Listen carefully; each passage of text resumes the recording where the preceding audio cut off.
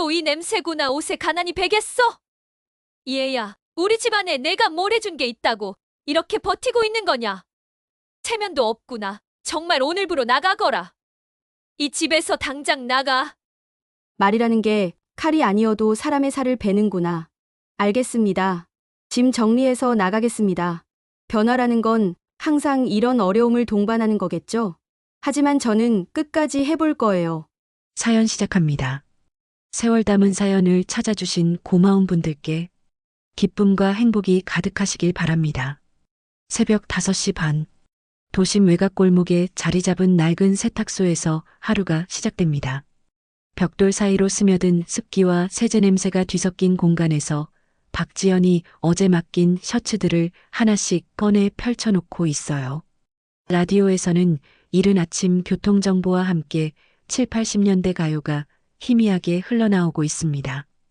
비 내린 다음 날은 손님이 많아져요. 셔츠에서 비 냄새를 꺼내듯이 내 마음에서도 지난날의 무거운 냄새가 빠지면 얼마나 좋을까요? 지연의 손은 이미 익숙해진 듯 셔츠의 단추를 하나씩 잠그며 주름을 펴나갑니다.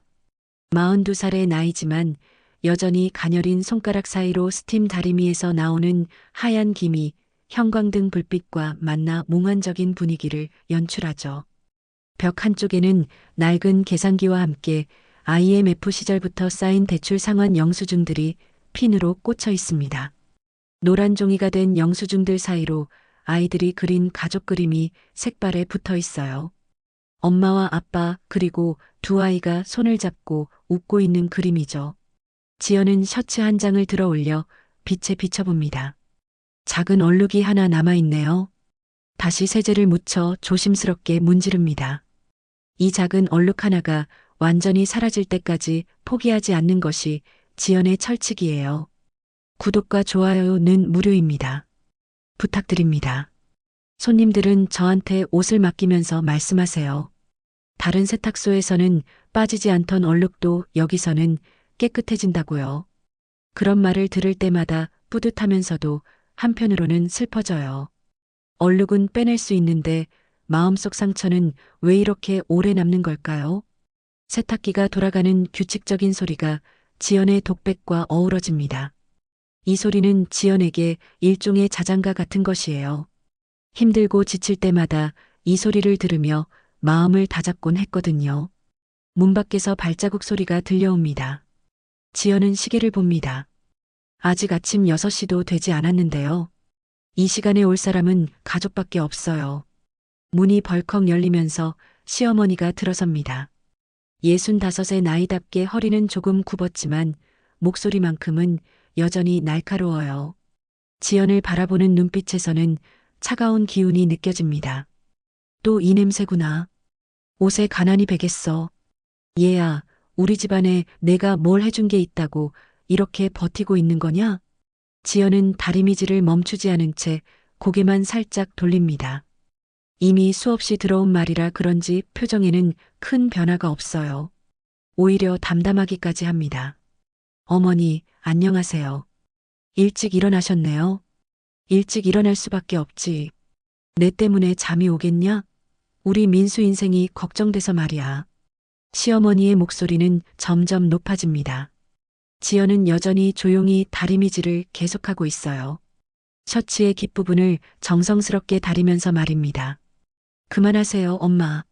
남편 박민수가 뒤따라 들어오면서 작은 목소리로 말리지만 시어머니의 분노는 더욱 커져만 갑니다. 그만은 무슨 그만이야. 돈 한 푼 못 벌어오고 친정도 변변치 않고 우리 아들 발목만 잡고 있잖아. 그런 주제에 뭘 믿고 이렇게 당당한 거냐? 민수는 고개를 숙입니다. 아내를 보호해야 한다는 생각과 어머니에 대한 효심 사이에서 갈등하고 있는 게 눈에 보여요. 그의 어깨가 무겁게 내려앉습니다. 지연은 여전히 담담한 표정으로 셔츠를 개어놓습니다. 손끝이 조금 떨리고 있지만 목소리는 안정되어 있어요.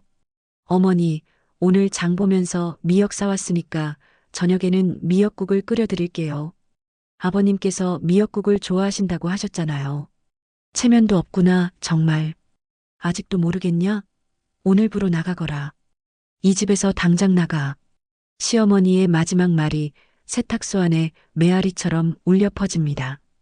세탁소 안이 갑자기 조용해져요.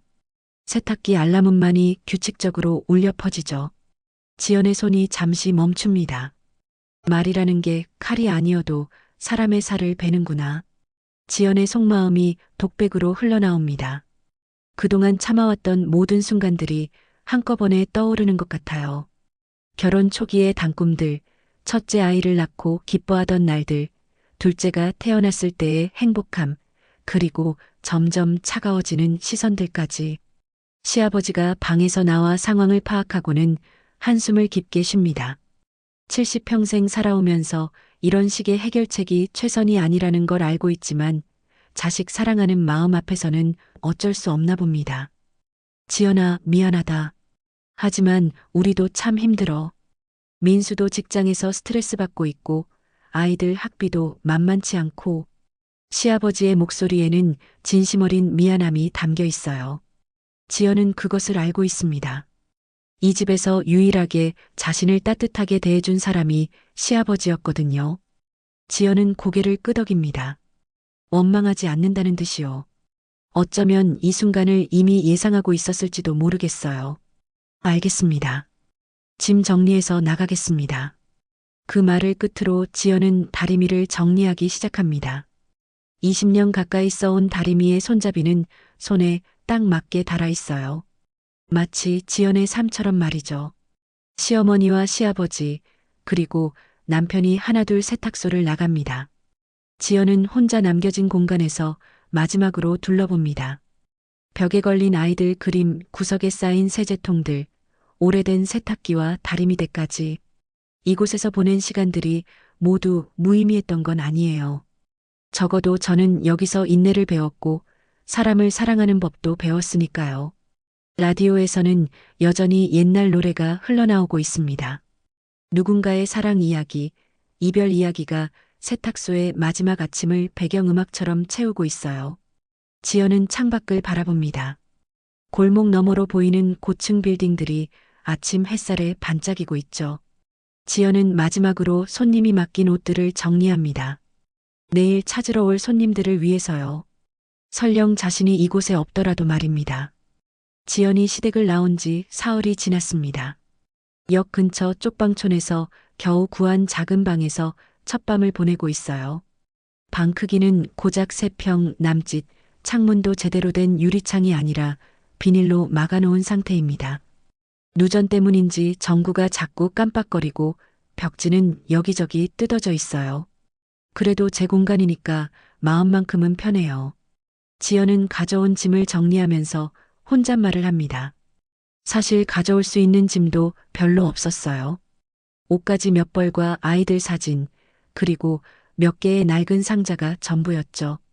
상자를 하나씩 열어보던 지연의 손이 멈춥니다. 맨 아래 상자에서 오래된 봉투 하나가 나온 것이에요. 봉투 겉면에는 지연에게라고 적힌 아버지의 글씨가 보입니다. 잉크가 바래서 희미하지만 분명히 아버지 필체예요. 아버지. 지연의 목소리가 떨립니다. 아버지는 IMF 외환위기 때 작은 공장을 운영하다가 부도가 났어요. 그 이후로 가족들에게 짐이 되기 싫다며 어디론가 떠나버렸죠. 지연이 25살 때였습니다. IMF 때 가게를 접고 멀리 떠나던 그 등에 저는 괜찮다는 말조차 하지 못했는데요. 지연은 봉투를 조심스럽게 뜯어봅니다.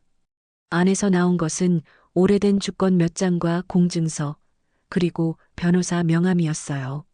주권에는 생소한 회사 이름들이 적혀 있고 복잡한 숫자와 도장들이 찍혀 있습니다. 가장 아래에는 짧은 유서가 들어 있었어요. 아버지의 정성스러운 글씨로 쓰여진 편지입니다. 지연아, 아버지가 너에게 줄 수 있는 건 많지 않구나. 하지만 사람의 가치는 가진 돈이 아니라 마음에서 나온다는 걸 잊지 말거라. 내가 억울하지 않게 아버지가 마지막 장치는 해뒀다. 이 서류들을 김정우 변호사에게 가져가거라. 그분이 모든 걸 설명해 줄 것이다. 지연은 편지를 다시 읽어봅니다. 아버지가 무슨 말을 하는 건지 정확히 이해되지 않지만 분명히 중요한 의미가 있을 거라는 생각이 들어요. 변호사 명함을 자세히 봅니다. 김정우 법무법인 정혜 그리고 강남구 주소가 적혀 있어요. 명함도 상당히 고급스러워 보입니다. 이런 분이 아버지와 어떤 관계였을까요? 지연은 핸드폰을 꺼내 번호를 눌러봅니다. 심장이 두근거려요.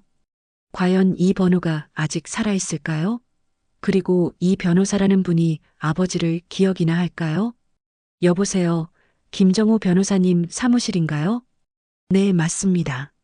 무슨 일로 전화 주셨나요? 저는 박지연이라고 하는데요. 제 아버지 박철민과 관련해서 연락드렸습니다. 아버지가 남기신 서류가 있어서요. 전화 너머로 잠깐의 침묵이 흐릅니다. 그리고 김 변호사의 목소리가 조금 달라져요. 박철민 사장님의 따님이세요? 혹시 지금 그 서류들을 가지고 계신가요? 네, 가지고 있습니다. 주권이랑 공증서 같은 것들이요. 지금 바로 오실 수 있나요? 이건 전화로 말씀드리기 어려운 내용입니다. 김 변호사의 목소리에서 긴장감이 느껴집니다. 뭔가 중대한 일이 벌어질 것 같은 예감이 들어요. 지연은 서둘러 옷을 갈아입고 봉투를 들고 나섭니다. 지하철을 타고 강남으로 향하는 길, 창밖 풍경을 바라보면서 생각에 잠겨요. 아버지는 대체 무슨 일을 해놓으신 걸까요? 그리고 저한테 왜 이런 서류를 남기신 걸까요? 지하철이 강남역에 도착합니다. 역에서 나오니 고층 빌딩들이 하늘을 찌를 듯 솟아있어요.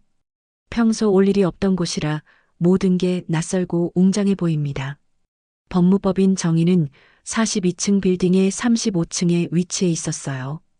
엘리베이터를 타고 올라가면서 지연의 마음은 더욱 불안해집니다. 과연 어떤 이야기를 듣게 될까요? 사무실 문을 열고 들어서니 김정우 변호사가 기다리고 있었어요. 50대 중반으로 보이는 단정한 인상의 남자였습니다. 그의 표정에서는 진지함과 함께 약간의 놀라움이 느껴졌어요. 박지연 씨 맞으시죠? 아버님과 정말 많이 닮으셨네요. 자, 여기 앉으세요. 김 변호사는 지연을 회의실로 안내합니다. 테이블 위에는 이미 여러 서류들이 펼쳐져 있어요. 아버님이 남기신 서류들을 확인해 봐야겠습니다. 혹시 가져오셨나요? 지연은 봉투를 꺼내 건네줍니다. 김 변고사는 하나하나 신중하게 확인해 봐요. 주권을 확대경으로 살펴보고 공증서의 도장도 자세히 들여다봅니다. 몇 분 후 김 변호사의 얼굴에 놀라움이 스쳐 지나갑니다. 이건 단순한 주식이 아닙니다.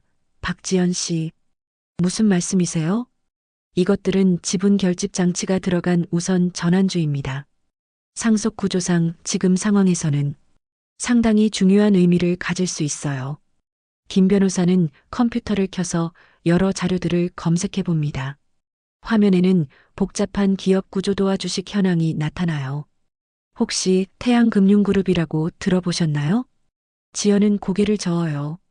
이름은 들어봤지만 자세한 건 모르겠다고 대답합니다. 이 주권들이 바로 태양금융그룹 관련 지분입니다. 그런데 문제는 김 변호사가 말을 멈춥니다. 뭔가 신중하게 말해야 할 내용인 것 같아요. 문제가 뭔가요? 현재 그룹 내 지분 구조 변화로 인해 이 주식들이 발동되면 박지연 씨가 실질적인 최대 주주가 될 가능성이 높습니다. 지연의 머릿속이 하얘집니다. 무슨 말인지 정확히 이해가 되지 않아요. 그게 무슨 뜻인가요?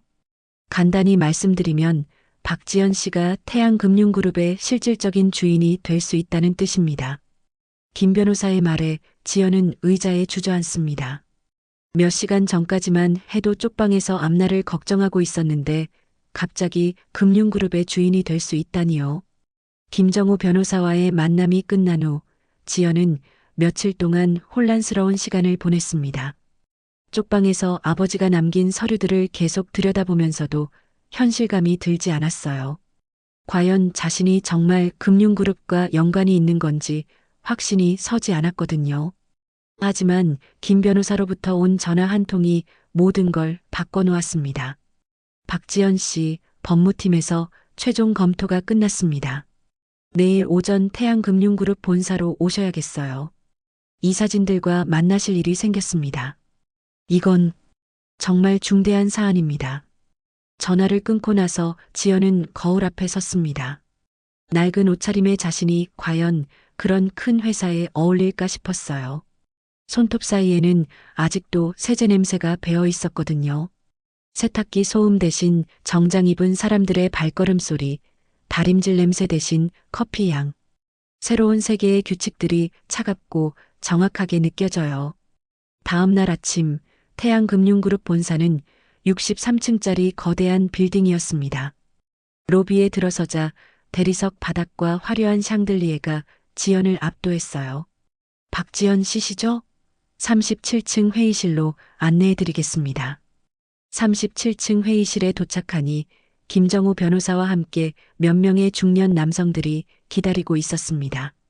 그들의 표정은 진지했고 어딘지 경계하는 듯한 느낌도 들었어요. 박지연 씨, 이쪽은 우리 그룹의 재무담당 이사 황민준입니다. 그리고 이분은 법무담당 이사 차승호입니다. 인사를 나누고 자리에 앉자 황민준 이사가 먼저 입을 열었습니다. 박지연 씨, 아버님이 남기신 서류들을 저희가 면밀히 검토했습니다. 결론부터 말씀드리면 아버님께서 보유하고 계셨던 주식은 단순한 투자가 아니었습니다. 황 이사는 잠시 멈춰서 다른 사람들과 눈빛을 교환했어요. 이건 우선 전환주라고 해서 특정 조건이 되면 일반 주식으로 전환되면서 상당한 지분을 갖게 되는 구조입니다. 차승호 법무이사가 컴퓨터 화면을 켜면서 복잡한 도표를 보여주었어요. 현재 그룹 내 지분 구조 변화로 인해 박지연 씨 아버님이 보유하고 계셨던 주식의 발동 조건이 충족되었습니다. 법적으로 검토한 결과 차 이사는 한 번 더 멈췄습니다. 마치 자신도 믿기 어려운 내용을 말하는 것처럼요. 박지연 씨가 태양금융그룹의 최대 주주가 되셨습니다. 회의실이 조용해졌어요. 지연은 그 말의 의미를 천천히 받아들이려고 노력했습니다. 그게 정확히 어떤 뜻인가요? 김정우 변호사가 친절하게 설명해 주었어요. 간단히 말해서 이제 박지연 씨가 이 회사의 실질적인 주인이라는 뜻입니다. 중요한 경영 결정에 대해 최종 발언권을 가지시고 이사진 선임에도 결정적인 영향을 미칠 수 있어요. 황민준 이사가 걱정스러운 표정으로 덧붙였습니다. 하지만 이런 상황이 알려지면 여러 문제가 생길 수 있습니다. 언론의 관심도 받을 것이고 기존 이사진들 중에는 반발하는 분들도 있을 거예요. 그리고 주주총회도 곧 열려야 합니다. 정식으로 지위를 인정받으려면 그 절차를 거쳐야 해요. 지연은 창밖을 내다봤습니다.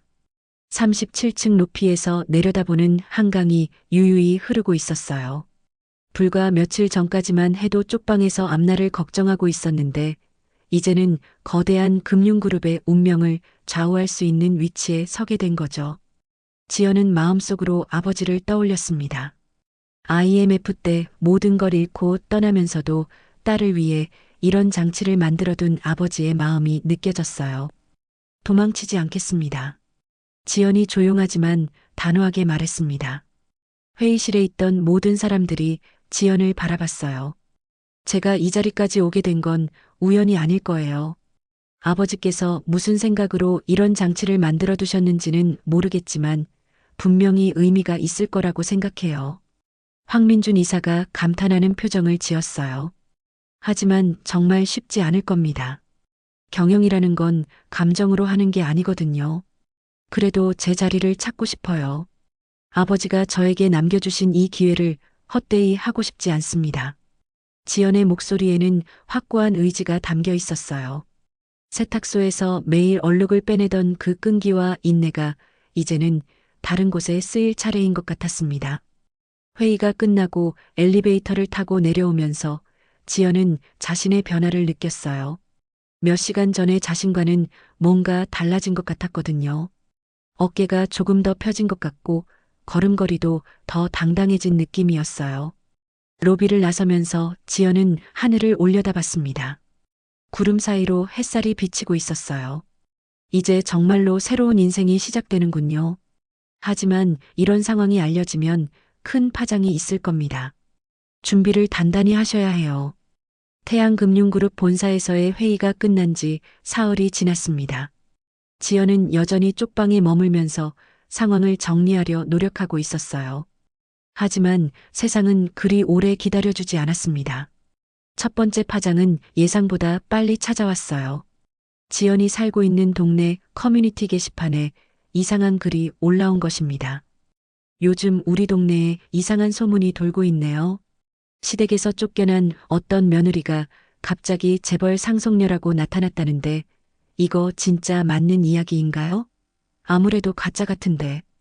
글 아래에는 댓글들이 하나둘 달리기 시작했어요.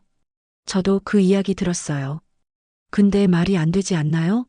세탁소에서 일하던 사람이 갑자기 재벌이라니? 요즘 세상에 그런 드라마 같은 일이 어디 있어요? 분명 사기 아닐까요? 혹시 보험금 사기나 그런 거 아닌가 의심스러워요. 지연은 핸드폰으로 이 글들을 보면서 가슴이 답답해졌어요. 아직 공식적으로 발표된 것도 아닌데 벌써 소문이 이렇게 퍼지다니요. 소문이라는 게 바람처럼 빨리 번져서 사람의 가슴을 시리게 만드는구나. 하지만 진실은 물처럼 천천히 흘러가면서 낮은 곳부터 채워나가는 거겠죠. 한편 태양금융그룹 내부에서도 비상이 걸렸습니다. 이사회 회의실에는 평소보다 많은 사람들이 모여 있었어요. 그들의 표정은 하나같이 심각했습니다. 이 상황을 어떻게 받아들여야 할지 모르겠습니다. 반대파의 핵심인 조재영 이사가 불만스러운 목소리로 말했어요. 그는 오랫동안 그룹의 핵심 인물로 활동해온 인물이었죠. 갑자기 나타난 인물에게 그룹의 경영권을 넘기라는 건가요? 우리가 지금까지 쌓아온 모든 것들이 한순간에 무너질 수도 있어요. 법적으로는 문제 없다고 하지만 이건 경영권 방어 차원에서 심각하게 검토해야 할 사안입니다. 다른 이사들도 고개를 끄덕였어요. 그들에게는 지연이라는 존재가 기존 질서를 흔드는 불안 요소로 받아들여지고 있었거든요. 주주총회 전까지 시간이 그리 많지 않습니다. 우리도 나름의 대응책을 마련해야 해요. 언론 쪽에도 미리 손을 써야겠습니다. 이런 상황이 외부에 알려지면 주가에도 악영향을 미칠 수 있거든요. 그들의 계획은 치밀했어요. 지연의 배경을 철저히 조사하고 혹시 법적 허점이 있는지 찾아보겠다는 것이었습니다. 한편 지연의 시댁에서도 혼란이 일고 있었어요. 시어머니는 동네 지인들과 만날 때마다 같은 질문을 받아야 했습니다. 정말 지연이가 재벌 상속녀라는 게 맞아요? 어휴, 말도 안 돼요. 그 여자가 우리를 속였다는 거예요? 애초에 그럴 깜냥이 있어 보였나요? 시어머니는 화가 났지만 동시에 혼란스러웠어요. 만약 정말이라면 자신이 엄청난 실수를 한 것이 될 테니까요. 설마 그런 집딸이 우리 같은 서민집에 시집을 왔겠어요? 분명 가짜거나 과장된 이야기일 거예요. 하지만 마음 한구석에서는 불안함이 계속 자라고 있었어요. 혹시 정말이라면? 그 생각만으로도 등골이 오싹했습니다. 시아버지는 좀 더 신중한 반응을 보였어요. 일단 지켜봐야겠어. 성급하게 판단할 일이 아니야. 남편 박민수는 회사에서도 집중할 수가 없었어요. 동료들이 뉴스나 인터넷 기사를 보면서 수군거리는 소리가 계속 들렸거든요. 야, 민수야. 너 아내 이야기 인터넷에 나온 거 봤어? 무슨 이야기요? 재벌 상속녀라는 이야기 말이야. 설마 진짜는 아니겠지만. 민수는 당황스러웠어요. 자신도 정확한 상황을 모르는 상태에서 이런 질문들을 받으니 답변할 수가 없었거든요. 아직 확실하지 않은 이야기예요. 좀 더 지켜봐야겠어요. 하지만 마음속으로는 복잡한 감정들이 밀려왔어요. 만약 정말이라면 자신이 지연을 얼마나 잘못 대했는지 깨닫게 될 테니까요. 지연아, 미안하다. 내가 너를 제대로 지켜주지 못했어. 그는 혼자 있을 때마다 이런 생각에 잠기곤 했어요. 이런 상황에서 가장 힘든 건 지연의 아이들이었습니다. 학교에서 친구들이 자꾸 이상한 질문을 해오는 거예요. 야, 너 엄마가 정말 재벌이래? 그럼 너네 엄청 부자네. 거짓말하지 마. 너네 집이 어디에 사는지 우리 다 알고 있어. 아이들은 어떻게 대답해야 할지 몰라서 그냥 조용히 있었어요. 하지만 마음속으로는 엄마가 걱정됐습니다. 지연은 이런 상황들을 하나씩 알게 되면서 마음이 무거워졌어요. 자신의 일로 인해 주변 사람들이 힘들어하는 모습을 보는 게 괴로웠거든요. 제가 원한 건 이런 게 아니었는데요. 그냥 조용히 제 삶을 살고 싶었을 뿐인데 왜 이렇게 많은 사람들이 힘들어해야 하는 걸까요? 김정우 변호사로부터 전화가 왔어요. 박지연 씨, 상황이 좀 복잡해지고 있습니다. 언론에서도 관심을 보이기 시작했고 그룹 내부에서도 반대 움직임이 있어요. 어떤 반대 움직임인가요? 일부 이사들이 박지연 씨의 자격에 대해 문제를 제기하고 있어요. 경영 경험이 없다는 이유로 적합하지 않다는 주장을 펴고 있습니다. 지연은 한숨을 깊게 쉬었어요. 예상했던 일이기는 했지만 실제로 닥치니 부담스러웠습니다. 그래도 포기할 수는 없어요. 아버지가 저에게 남겨주신 길이니까요. 주주총회까지는 아직 시간이 있으니까 차근차근 준비해 봅시다. 박지연 씨도 마음을 단단히 먹으셔야 해요. 전화를 끊고 난 후 지연은 창밖을 바라봤어요. 쪽방촌의 좁은 골목에는 여전히 평범한 일상이 흘러가고 있었습니다. 변화라는 건 항상 이런 어려움을 동반하는 거겠죠. 하지만 저는 끝까지 해볼 거예요. 제가 정말 이 자리에 어울리는 사람인지 아니면 모든 게 착각인지 확인해 보고 싶어요. 그날 밤 지연은 오랫동안 잠들지 못했어요. 천장을 바라보면서 지금까지의 인생을 되돌아봤습니다. 세탁소에서 보낸 시간들, 아이들과 함께한 소중한 순간들, 그리고 시댁에서 견뎌낸 어려운 날들까지 모든 경험이 저를 지금 이 자리에 서게 만든 거겠죠.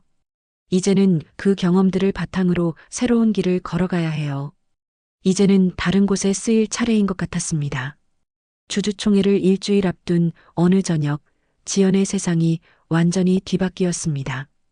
경제 전문 매체에서 터진 특종 기사가 모든 걸 바꿔놓았거든요. 세탁소 며느리, 가짜 상속녀 의혹 제기. 기사 제목을 본 순간 지연의 손이 떨렸어요. 내용은 더욱 충격적이었습니다. 태양금융그룹 최대 주주로 떠오른 박지연 씨에 대한 의혹이 제기되고 있다. 익명의 제보자는 박 씨가 제출한 서류에 위조 가능성이 있다고 주장했으며 실제 상속 과정에서 절차적 하자가 있었을 가능성을 제기했다. 기사는 계속 이어졌어요. 특히 박 씨의 부친으로 알려진 박철민 씨와 태양금융그룹 전 회장과의 관계에 대한 구체적 증거가 부족하다는 지적이 나오고 있다. 일각에서는 이번 사건이 조직적인 경영권 탈취 시도일 가능성도 제기하고 있다. 지연은 기사를 읽으면서 온몸에 힘이 빠지는 걸 느꼈어요. 누군가가 의도적으로 자신을 공격하고 있다는 게 명백했거든요. 핸드폰이 울리기 시작했어요. 모르는 번호들이었지만 받지 않을 수 없었습니다. 박지연 씨죠? 저희는 한국경제신문인데요. 혹시 오늘 기사에 대해 입장 표명해 주실 수 있나요? 지금은 말씀드릴 수 있는 게 없습니다. 그럼 서류 위조 의혹에 대해서는 어떻게 생각하시나요? 지연은 전화를 끊었어요. 하지만 곧바로 다른 번호에서 또 전화가 걸려왔습니다. 박지연 씨, 저희는 매일경제인데요. 이런 식의 전화가 계속 이어졌어요. 지연은 결국 핸드폰을 꺼버렸습니다. 인터넷 포털 사이트 메인에는 관련 기사들이 쏟아져 나왔어요. 태양금융그룹 상속녀 논란, 진실은? 세탁소에서 재벌까지, 현대판 신데렐라의 진실. 경영권 탈취 의혹 vs 정당한 상속, 어느 쪽이 진실인가? 댓글들은 더욱 가혹했어요. 역시 말이 안 되는 이야기였네. 세탁소에서 일하던 사람이 갑자기 재벌이 될 리가 없지. 요즘 세상에 이런 사기도 다 있구나. 철저히 수사해야 해. 불쌍한 가족들만 피해보겠네. 특히 아이들이 걱정된다. 지연은 댓글들을 보면서 눈물이 났어요. 자신을 믿지 않는 것보다도 아이들 걱정을 하는 댓글을 보니 마음이 무너져 내렸거든요. 제가 정말 잘못된 선택을 한 걸까요? 조용히 살았다면 아이들이 이런 고생을 하지 않았을 텐데요. 시댁에서도 난리가 났어요. 시어머니는 동네 사람들의 시선을 견딜 수가 없었습니다. 이제 어떻게 동네에서 얼굴을 들고 다녀요? 모든 사람들이 우리 가족을 이상하게 보잖아요. 여보, 진정해요. 아직 확실한 건 아니잖아요. 시아버지가 말렸지만 시어머니의 분노는 가라앉지 않았어요. 확실하지 않다고요? 이렇게 기사까지 나왔는데 처음부터 이상하다고 생각했어요. 그 여자가 우리를 완전히 속인 거예요. 남편 박민수는 회사에서 더욱 힘든 시간을 보내고 있었어요. 동료들의 시선과 상사의 눈치가 부담스러웠거든요. 민수야, 집안일이 좀 복잡하다면서? 괜찮아? 네, 아직 정확히 확인된 건 아니라서요. 그래도 조심해야지. 회사 이미지에도 영향 있을 수 있으니까. 상사의 말에 민수는 가슴이 답답해졌어요. 혹시 회사에서 자신을 부담스러워하는 건 아닐까 하는 걱정이 들었거든요.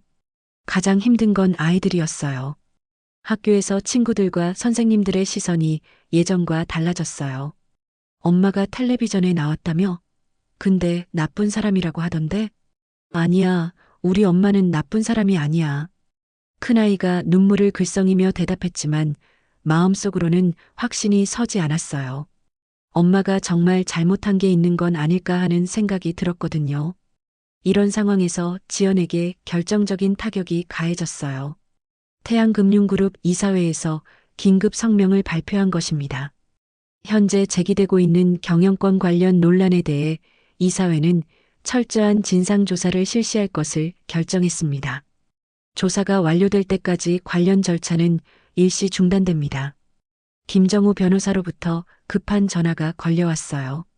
박지연 씨, 큰일 났습니다. 이사회에서 독립적인 조사기관을 통해 서류 진위 여부를 확인하겠다고 발표했어요. 그게 나쁜 건가요? 조사 자체는 문제 없습니다. 오히려 진실을 밝힐 기회죠. 하지만 조사 기간 동안 주주총회가 연기될 가능성이 높아요. 그리고 여론이 악화되고 있는 상황이라 지연은 벽에 기대서 깊은 한숨을 쉬었어요. 저는 누구인가요? 정말 이 모든 걸 감당할 수 있는 사람인가요? 그날 밤 지연은 쪽방에 혼자 앉아서 아버지의 편지를 다시 읽었어요. 희미한 전구 불빛 아래에서 아버지의 글씨가 더욱 간절하게 느껴졌습니다. 아버지, 제가 정말 올바른 길을 가고 있는 건가요? 아이들과 가족들만 힘들게 하는 건 아닌가요? 그때 문이 조심스럽게 열렸어요. 큰아이와 둘째가 들어오는 것이었습니다. 엄마, 우리가 왔어요. 어떻게 여기까지 왔니? 아빠는? 할머니한테 엄마 보러 간다고 했어요. 할머니가 화내시긴 했지만요. 아이들이 지연의 양옆에 앉았어요. 엄마, 사람들이 엄마 나쁘다고 하는데 정말이에요? 둘째의 순진한 질문에 지연의 눈에 눈물이 고였어요. 엄마는 나쁜 사람이 아니야. 다만 복잡한 일에 휘말린 거예요. 그럼 우리가 도와줄까요? 엄마 혼자 힘들면 우리도 같이 힘들어도 돼요. 큰아이의 말에 지연은 아이들을 꼭 안았어요. 고마워, 정말 고마워. 엄마가 제일 든든한 건 너희들이 있다는 거야. 엄마, 우리 오늘 다림질 도와줄까요? 내일 엄마 옷이 주름 없이 반짝거리게요. 아이들의 말에 지연은 미소를 지었어요. 어려운 상황이지만 포기할 수 없는 이유가 바로 이 아이들이었거든요. 엄마가 제일 반짝이는 건 너희들 때문이야. 그 순간 김정우 변호사에게서 문자가 왔어요. 박지연 씨, 중요한 소식이 있습니다. 결정적 증거를 찾았습니다. 고 전 회장의 비공개 메모와 전자서명 기록이 복구되었어요.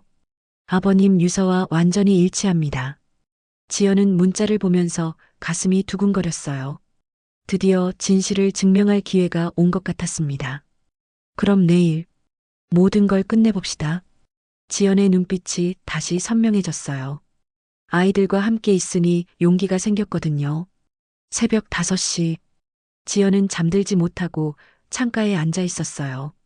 어제 김정우 변호사로부터 온 문자 메시지가 머릿속에서 맴돌고 있었거든요. 결정적 증거가 발견되었다는 소식이 희망적이기는 했지만 동시에 두려움도 밀려왔습니다. 정말 모든 진실이 밝혀지면 어떻게 될까요? 그리고 저는 그 무게를 감당할 수 있을까요? 창밖으로는 여명이 서서히 번지고 있었어요. 쪽방촌의 좁은 골목에도 하루가 시작되고 있었습니다.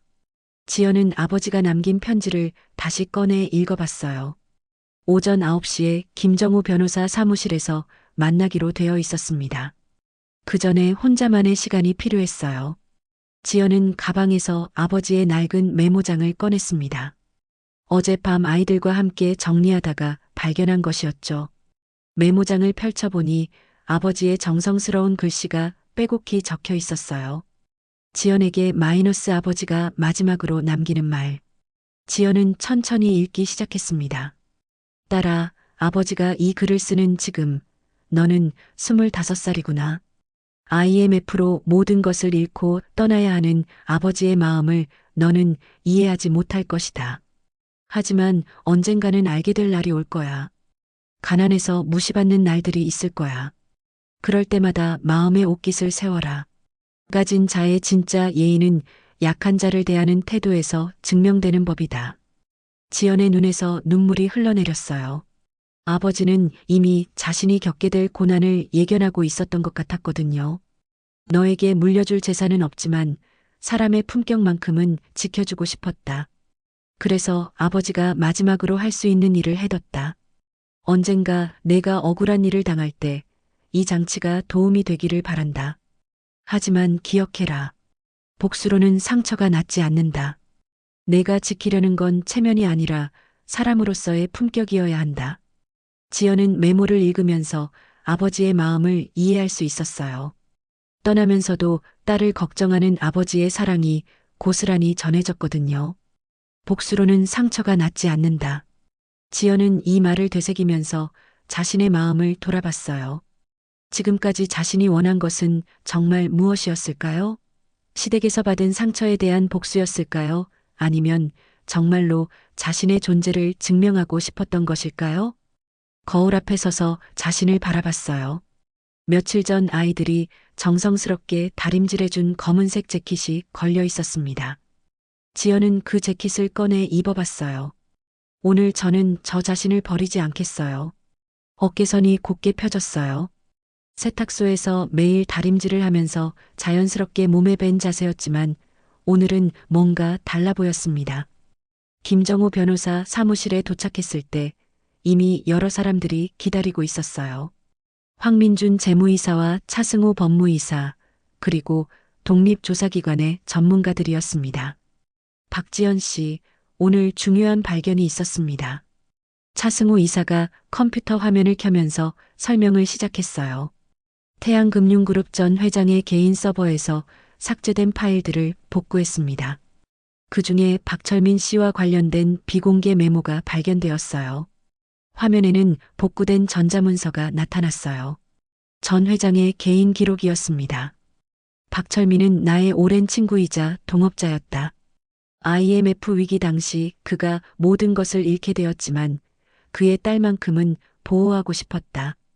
그래서 특별한 주식 구조를 만들어 그에게 맡겼다. 지연은 화면의 글자들을 하나하나 읽어가면서 가슴이 뛰는 걸 느꼈어요. 이 주식은 일정 조건이 충족되면 자동으로 발동되어 상당한 지분을 확보할 수 있도록 설계되었다. 박철민의 딸이 부당한 대우를 받거나 어려움에 처했을 때 도움이 되기를 바란다. 독립조사기관 전문가가 추가 설명을 해주었어요. 전자서명과 타임스탬프를 분석한 결과 이 문서는 20년 전에 작성된 것이 확실합니다. 그리고 박지연 시아버님이 보유하셨던 주권의 시리얼 넘버와도 완벽하게 일치해요. 또한 당시 공증 과정에서 사용된 디지털 인증서도 그대로 남아있어서 위조 가능성은 전혀 없습니다. 김정우 변호사가 기뻐하며 말했어요. 이제 모든 의혹이 해소되었습니다. 박지연 씨의 지위는 법적으로 완전히 확정된 것이나 다름없어요. 하지만 지연의 표정은 그리 밝지 않았어요. 오히려 심각해 보였습니다. 제가 궁금한 건 그게 아니에요. 모든 사람들이 지연을 바라봤어요. 저는 이 모든 일을 통해서 제가 어떤 사람이 되고 싶은지 깨달았어요. 단순히 권력을 얻는 것이 목적이 아니라 그 권력으로 무엇을 할 것인지가 중요하다는 걸요. 지연은 자리에서 일어나 창밖을 바라봤어요. 아버지께서 저에게 이런 기회를 주신 이유를 생각해 봤어요. 복수를 위해서가 아니라 제가 겪은 아픔을 다른 사람들이 겪지 않도록 하라는 뜻이 아닐까 해요. 황민준 이사가 고개를 끄덕였어요. 좋은 생각입니다. 그럼 구체적으로 어떤 계획을 가지고 계신가요? 아직 구체적이지는 않지만 서민들을 위한 금융 서비스를 확대하고 싶어요. 저처럼 어려운 상황에 있는 사람들이 부당한 대우를 받지 않도록 도와주는 제도를 만들고 싶습니다. 차승호 이사가 관심 있는 표정을 지었어요. 예를 들면 어떤 제도 말인가요? 소상공인들을 위한 저금리 대출이나 퇴직자들의 재창업을 지원하는 펀드 같은 것들이요. 그리고 돌봄 노동자들의 복지를 개선하는 프로그램도 생각하고 있어요. 지연의 목소리에는 확신이 담겨 있었어요. 세탁소에서 일하면서 만났던 많은 사람들의 이야기가 떠오르고 있었거든요. 저는 이제 확신해요. 제가 이 자리에 있는 이유를 말이에요. 김정아 변호사가 감동한 표정으로 말했어요. 박지연 씨, 정말 훌륭한 생각입니다. 그럼 이제 주주총회 준비를 본격적으로 시작해야겠네요. 네, 준비하겠습니다. 하지만 그 전에 해야 할 일이 있어요. 무슨 일인가요? 가족들을 만나서 사과해야 해요. 제 욕심 때문에 힘들게 했으니까요. 지연은 가방을 들고 일어섰어요. 이제 진짜 중요한 일이 남아 있었습니다. 바로 사람들과의 관계를 회복하는 일이었죠. 진실이 밝혀지는 것도 중요하지만 상처받은 마음들을 치유하는 게 더 중요해요. 사무실을 나서면서 지연은 아버지의 메모를 다시 한번 떠올렸어요. 가진 자의 진짜 예의는 약한 자를 대하는 태도에서 증명된다. 이제 그 말의 의미를 정확히 이해할 수 있을 것 같았습니다. 주주총회 당일 아침, 태양금융그룹 본사 앞에는 이른 아침부터 기자들과 카메라들이 몰려들기 시작했어요. 지난 며칠간 터진 진실 공개로 인해 언론의 관심이 폭발적으로 증가했거든요. 세탁소 며느리 진짜 상속녀였다. 20년 전 설계된 복수국의 진실 같은 제목의 기사들이 포털 사이트 메인을 장식하고 있었습니다. 지연은 호텔에서 준비를 마치고 있었어요. 김정우 변호사가 주주총회를 위해 특별히 준비해준 정장을 입고 거울 앞에 섰습니다. 검은색 재킷과 스커트, 그리고 진주 목걸이까지. 완전히 새로운 모습이었지만 어딘지 어색하지 않았어요. 이상해요. 분명 처음 입어보는 옷인데 낯설지가 않네요. 아이들이 어제 저녁 호텔로 찾아와서 응원 메시지를 적은 카드를 줬어요. 지연은 그 카드를 재킷 안주머니에 넣고 마음을 다잡았습니다. 엄마 파이팅! 우리가 항상 응원해요라고 아이들 글씨로 삐뚤삐뚤 적힌 메시지가 큰 힘이 되었어요. 오전 10시, 지연이 태양금융그룹 본사에 도착했을 때 로비는 이미 사람들로 가득 찼습니다. 주주들, 임직원들, 그리고 기자들까지 모든 사람의 시선이 지연에게 집중되었어요. 박지연 씨 맞나요? 오늘 소감 한 말씀 부탁드립니다. 진실이 밝혀진 기분이 어떠세요? 기자들의 질문이 쏟아졌지만 지연은 조용히 고개만 숙이며 엘리베이터로 향했어요. 김정우 변호사와 황민준 이사가 양옆에서 호위하듯 함께 걸었습니다. 긴장되세요? 황민준 이사가 조심스럽게 물었어요. 솔직히 말하면 많이 긴장돼요. 하지만 동시에 마음이 평온하기도 해요. 제가 해야 할 일이 무엇인지 확실히 알게 되었거든요. 50층 대강당에 도착했을 때 거대한 공간이 주주들과 임직원들로 가득 차 있었어요. 무대 위에는 이사진들이 앉을 자리가 마련되어 있었고 스크린에는 태양금융그룹의 로고가 크게 떠 있었습니다. 사회자가 마이크를 잡고 주주총회 시작을 알렸어요. 제45회 태양금융그룹 정기 주주총회를 시작하겠습니다. 먼저 최근 이슈가 된 경영권 관련 사안에 대해 보고드리겠습니다. 강당이 조용해졌어요.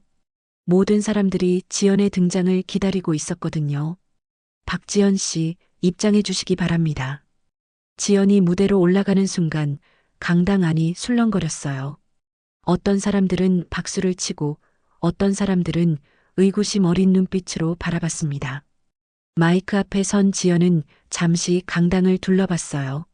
수백 명의 사람들이 자신을 바라보고 있었지만 더 이상 두렵지 않았습니다. 안녕하세요. 저는 박지연입니다. 지연의 목소리가 강당 전체에 울려 퍼졌어요. 마이크를 통해 나오는 목소리는 또렷하고 안정되어 있었습니다. 저는 IMF 이후 아버지의 흔적을 세탁소에서 주워 모으며 살아왔습니다. 그리고 오늘 이 자리에서 아버지의 이름 대신 제 자신의 책임으로 서려고 합니다. 강당에서 웅성거림이 일었어요. 지연의 첫 마디부터 예상과 다른 분위기였거든요. 그때 뒷자리에서 누군가가 일어섰어요. 반대파의 핵심인 조재영 이사였습니다. 잠깐만요. 감성파리는 통하지 않습니다. 경영은 감동이 아니라 숫자로 말하는 겁니다. 조 이사의 목소리에 힘이 들어가 있었어요. 지금까지 준비해온 반박 논리를 펼칠 기회라고 생각했거든요. 박지연 씨가 과연 이 거대한 그룹을 이끌 능력이 있습니까? 경영 경험도 없고 금융에 대한 전문 지식도 부족한 상황에서 말입니다. 강당 안이 다시 술렁거렸어요. 조 이사의 지적은 많은 사람들이 품고 있던 의구심이기도 했거든요. 지연은 고개를 끄덕이며 조 이사를 바라봤어요. 맞는 말씀입니다. 그래서 숫자로 보여드리겠습니다. 지연이 손짓하자 스크린이 바뀌었어요. 정교하게 준비된 프레젠테이션이 시작되었습니다. 현재 태양금융그룹의 주요 문제점들을 분석해봤습니다. 화면에는 서민 금융 서비스 접근성 부족, 소상공인 대출 승인율 저조, 사회적 책임 투자 부족 등의 데이터가 나타났어요. 저는 세탁소에서 일하면서 많은 서민들을 만났습니다. 그분들이 금융 서비스에서 소외되는 모습을 직접 봤어요. 지연의 목소리에 진정성이 담겨 있었어요. 이제 구체적인 해결책을 제시하겠습니다. 새로운 화면이 나타났어요. 상생기금 설립 계획, 소상공인 특별 지원 프로그램, 퇴직자, 재창업 펀드 등의 내용이었습니다. 첫째, 연 1,000억 원 규모의 상생기금을 설립하여 서민 금융 서비스를 확대하겠습니다. 강당의 분위기가 바뀌기 시작했어요. 구체적인 숫자와 계획이 제시되자 사람들의 관심이 집중되었거든요. 둘째, 소상공인들을 위한 저금리 대출 상품을 개발하고 심사 기준을 완화하겠습니다. 셋째, 돌봄 노동자들의 복지 향상을 위한 특별 펀드를 조성하겠습니다. 조재영 이사가 다시 일어섰어요. 그런 사업들이 수익성이 있습니까? 주주들의 이익은 어떻게 보장하시겠습니까? 지연이 미소를 지으며 대답했어요. 좋은 질문입니다. 하지만 이미 해외 선진 금융그룹들의 사례를 보면 사회적 책임 투자가 장기적으로 더 높은 수익을 가져다 준다는 것이 증명되어 있어요. 화면에 글로벌 금융그룹들의 수익률 비교 데이터가 나타났어요. 우리는 수익으로 강해지고 사람으로 완성됩니다. 가진 자의 예의로 시장을 지키겠습니다. 강당 안에서 박수 소리가 일기 시작했어요. 처음에는 몇 명이었다가 점점 많은 사람들이 박수를 치기 시작했습니다. 사회자가 마이크를 잡았어요. 이제 의결에 붙이겠습니다.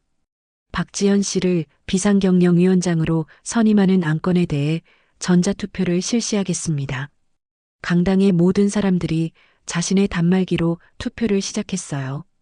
화면에는 실시간으로 투표 현황이 나타났습니다. 투표 진행률 50%, 70%, 90%. 긴장된 순간이었어요. 지연은 강당을 바라보며 마음속으로 아버지를 떠올렸습니다. 투표가 완료되었습니다. 사회자가 결과를 확인하고 마이크를 잡았어요. 찬성 78.3%, 반대 21.7%로 가결되었습니다. 강당이 박수와 환호성으로 들썩였어요.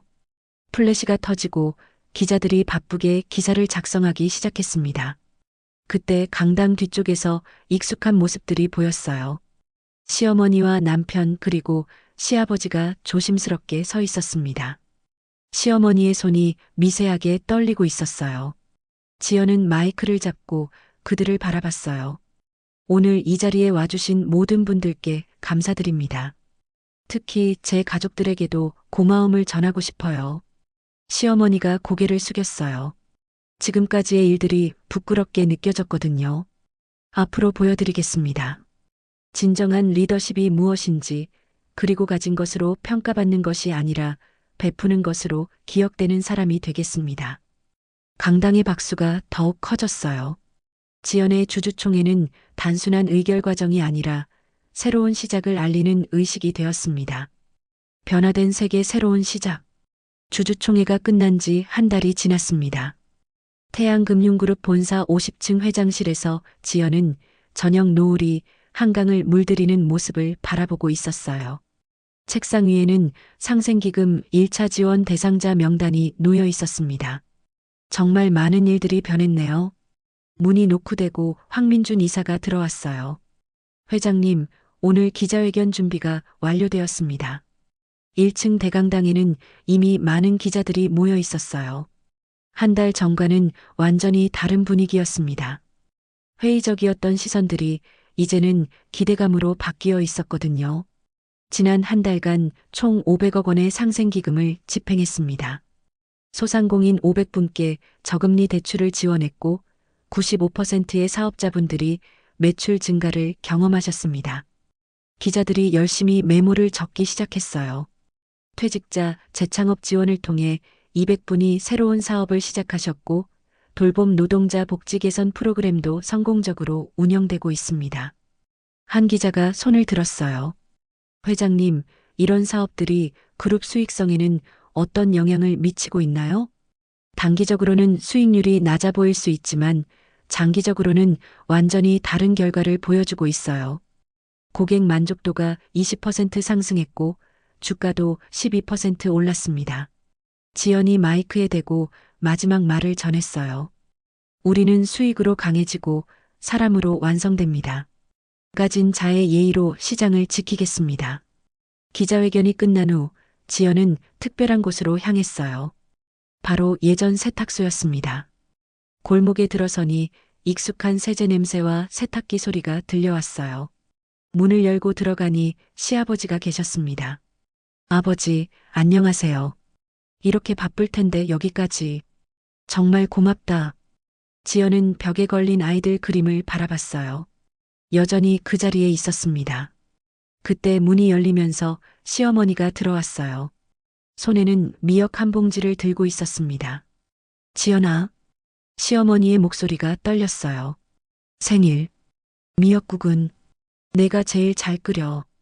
내가 정말 많이 틀렸어. 평생 고개를 숙여본 적이 없던 시어머니가 지연 앞에서 고개를 숙이고 있었습니다. 지연은 시어머니의 손에서 미역을 조심스럽게 받았어요. 사람은 누구나 실수할 수 있어요. 다만 상처받은 마음에는 시간이 필요합니다. 천천히 하면 돼요. 그래도 내가 이렇게 너그럽게. 정말 미안해. 문이 다시 열리고 민수가 아이들과 함께 들어왔어요. 엄마. 아이들이 지연에게 달려왔습니다. 엄마, 우리 엄마가 텔레비전에 나왔어. 친구들이 모두 부러워해. 둘째의 자랑스러운 목소리에 모든 사람들이 웃었어요. 엄마, 이제 집으로 돌아와요.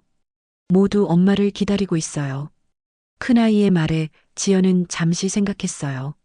좋아요. 하지만 조건이 있어요. 앞으로는 모두 평등하게 지내는 거예요. 서로 존중하고 배려하면서요. 민수가 지연의 손을 잡았어요. 지연아, 정말 미안했어. 내가 너를 제대로 지켜주지 못했어. 이제는 우리가 서로를 지켜주면 돼요. 그날 저녁 온 가족이 함께 식탁에 앉았어요. 지연이 끓인 미역국이 식탁 중앙에 놓여 있었습니다. 정말 맛있다. 역시 내가 끓인 게 제일 맛있어. 시아버지의 말에 모든 사람들이 고개를 끄덕였어요. 그런데 지연아, 앞으로 계획은 어떻게 되니? 회사 일도 중요하지만 가족과 함께하는 시간도 소중히 하려고 해요. 그리고 세탁소도 다시 열어볼까 생각 중이에요. 동네 어려운 분들을 위한 무료 세탁 서비스도 함께요. 정말 좋은 생각이야. 시아버지가 기뻐하며 말했어요. 그날 밤 지연은 오랜만에 집에서 편안한 잠을 잤어요. 아이들이 양옆에서 자고 있고 라디오에서는 여전히 7080 노래가 흘러나오고 있었습니다. 돈이 없다고 사람을 함부로 대하면 결국 잃는 건 사람이에요. 세탁물의 얼룩처럼 마음의 얼룩도 천천히 정성스럽게 덜어내야 하는 거죠. 지연의 마지막 독백이 고요한 밤 공기에 스며들었어요. 세탁기가 돌아가는 규칙적인 소리 위로 아이들의 고른 숨소리와 라디오 선율이 평화롭게 어우러지고 있었습니다. 벽에는 아이들이 그린 가족 그림이 여전히 걸려 있었어요. 이제 그 그림 속 가족들이 정말로 손을 잡고 웃고 있었습니다. 구독과 좋아요는 무료입니다. 부탁드립니다. 세월 담은 사연을 찾아주신 고마운 분들께 기쁨과 행복이 가득하시길 바랍니다.